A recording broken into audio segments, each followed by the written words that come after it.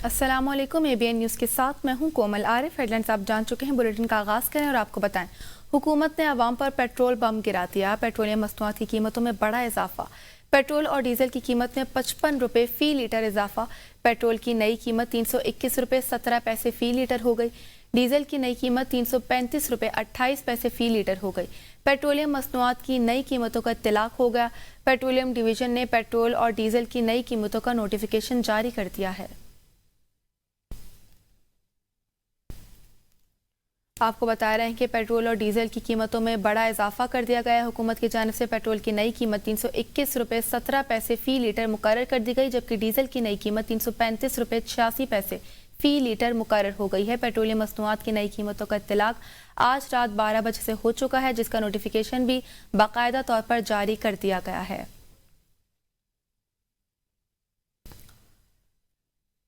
दुनिया में तेल की कीमतों में इजाफा हो गया। पेट्रोलियम मसनूआत की कीमतें आसमान को छू रही हैं। नायब वज़ीर आज़म इसहाक डार ने वज़ीर ख़जाना मोहम्मद औरंगज़ेब और वज़ीर पेट्रोलियम अली परवेज़ मलिक के हमरा प्रेस कॉन्फ्रेंस करते हुए कहा कि ईरान पर हमला हुआ तो पूरे खित्ते में जंग की सूरत हाल है। पाकिस्तान की पूरी कोशिश है कि जंग की सूरत हाल पर काबू पाया जाए। वज़ीर ख़जाना ने कहा कि रोज़ाना की बुनियाद पर पेट्रोलियम मसनूआत की कीमतों का जायज़ा लिया जा रहा है। इससे पहले वज़ीर आज़म की ज़ेर सदारत इजलास में तवानाई बहरान के खदशे पर हुकूमत ने पेट्रोलियम मसनूआत की कीमतें हफ्तावार बढ़ाने, कोरोना वबा के दौरान किए गए इक़दाम की तर्ज पर वर्क फ्राम होम और तालीमी इदारों में क्लासेस ऑनलाइन करने का फैसला किया था। दुनिया में जो पेट्रोलियम प्रोडक्ट्स की कीमतें हैं वो आसमान को छू रही हैं। पूरे खित्ते में इस वक्त जंग की सूरत हाल है मिडल ईस्ट में, और पाकिस्तान की पूरी भरपूर कोशिश है कि अपने साथियों को साथ मिला के जो मेन इस वक्त कॉन्फ्लिक्ट की वजह या जो ममालिक हैं उनको डी एस्केलेट करवाया जाए, उनको उनमें वर्चुअली एक जो जंग की सूरत हाल है उस पर उसको काबू पाया जाए। अब हमें तकरीबन 5 रोज़ गुजर चुके हैं जहां हम हर रोज़ मिलते हैं, उसमें डेली स्टॉक टेकिंग होती है in terms of the availability of the molecules, उसमें सप्लाई चोक पॉइंट्स क्या हैं, उसमें जो डेली प्राइस पॉइंट्स, जैसे अभी डिप्टी प्राइम मिनिस्टर साहब ने कहा कि हर रोज़ उनमें एक बहुत ख़तीर इजाफा हो रहा है। वज़ीर आज़म का मसनूई क़िल्लत में मुलव्वस पेट्रोल पंप्स को फौरी बंद करने, लाइसेंस मनसूख करने का फैसला। वज़ीर आज़म ने सूबाई हुकूमतों को हिदायत दी है कि पेट्रोलियम मसनूआत के ज़ख़ीरा अंदोज़ों के खिलाफ सख्त कानूनी कार्रवाई करें।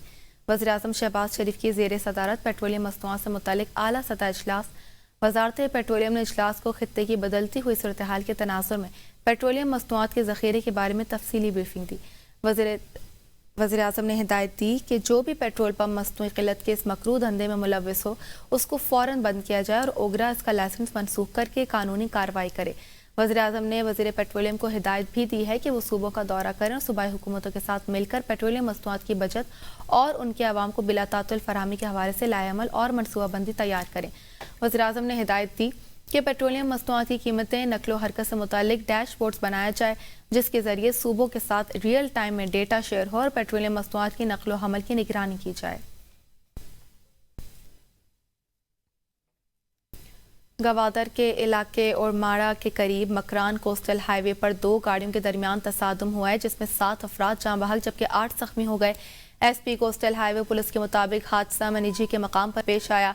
जाँ बहक अफराद में एक बच्चा भी शामिल है। जख्मियों में एक खातून भी शामिल, जिन्हें फौरी तौर पर करीबी अस्पताल मुंतकिल कर दिया गया है। पुलिस के मुताबिक हादसा हजाब बाउसर सड़क पर गाड़ी खड़े हो जाने की वजह से पेश आया, जिसकी वजह से दोनों गाड़ियां टकरा गईं।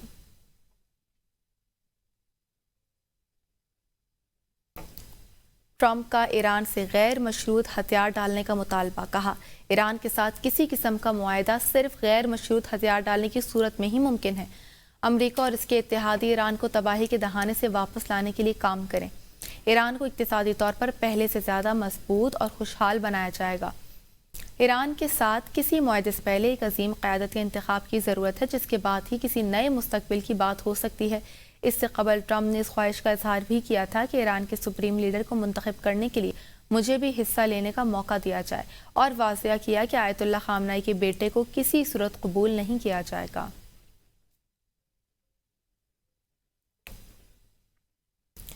امریکی سینٹرل کمانڈ کا آپریشن 28 فروری 2026 سے جاری۔ امریکی سینٹرل کمانڈ کے مطابق آپریشن میں امریکی فضائی، بحری اور ڈرون صلاحیتیں استعمال کی گئیں۔ B-2 اسٹریلتھ اور B-1 بمبار طیارے آپریشن میں شامل کیے گئے، جبکہ F-15، F-16، F-18 اور F-22 لڑاکا طیاروں نے بھی حصہ لیا۔ F-35 اسٹریلتھ فائٹرز، A-10 حملہ آور طیارے اور الیکٹرانک وارفیئر طیارے بھی کارروائی کا حصہ تھے۔ دفاعی نظام میں پیٹریاٹ اور تھارڈ میزائل شامل تھے، جبکہ YAM-9 ریپر اور دیگر ڈرونز بھی آپریشن میں استعمال ہوئے۔ P-8 میری ٹائم پیٹرول اور RC-135 جاسوس طیاروں کے ساتھ امریکی بحری بیڑے اور گائیڈڈ میزائل ڈیزاسٹرز بھی تعینات کیے گئے۔ جوہری توانائی سے چلنے والے ایئر کرافٹ کیریئرز کو کارگو طیارے سے C-17 VC-130 کے آپریشن میں شامل تھے۔ فضائی ریفیولنگ ٹینکرز کے ذریعے جنگی طیاروں کو مستقل مدد فراہم کی گئی تاکہ کارروائی مؤثر اور مسلسل جاری رکھی جا سکے۔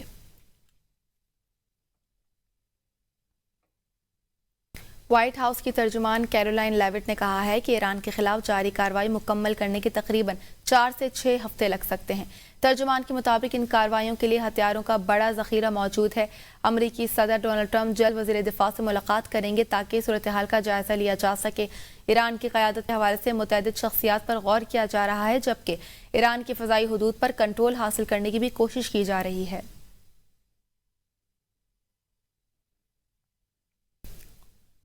اسرائیلی خفیہ یونٹس کی معلومات پر تہران میں زیر زمین بنکرز کو نشانہ بنانے کا دعویٰ۔ اسرائیلی میڈیا نے دعویٰ کیا کہ اسرائیلی فوج نے تہران کے قلب میں خفیہ زیر زمین بنکر کو نشانہ بنانے کے لیے بڑی فضائی حملے کیے، جن کے لیے اسرائیلی خفیہ یونٹس نے اہم معلومات فراہم کی۔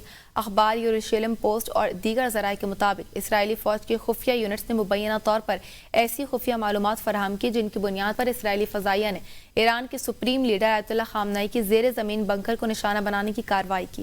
اسرائیلی فوج کے مطابق اس کارروائی میں 50 جنگی طیاروں نے حصہ لیا اور کئی بلاکس پر پھیلے مبینہ زیر زمین کمپلیکس کو نشانہ بنانے کے لیے 100 سے زائد بم اور میزائل استعمال کیے گئے۔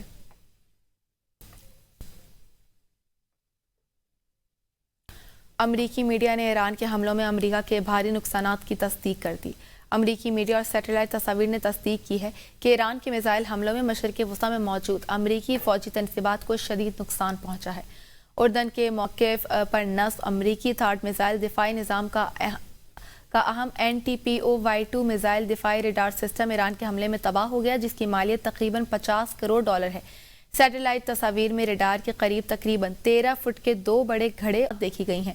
متحدہ عرب امارات کے علاقوں میں بھی اسی نظام سے متعلق عمارتوں اور ریڈار شیڈز پر ایرانی حملوں کی تباہی سیٹلائٹ تصاویر سے ظاہر ہوتی ہے۔ قطر کے امدحل میں امریکی ساختہ ارلی وارننگ ریڈار کو بھی نقصان پہنچا ہے۔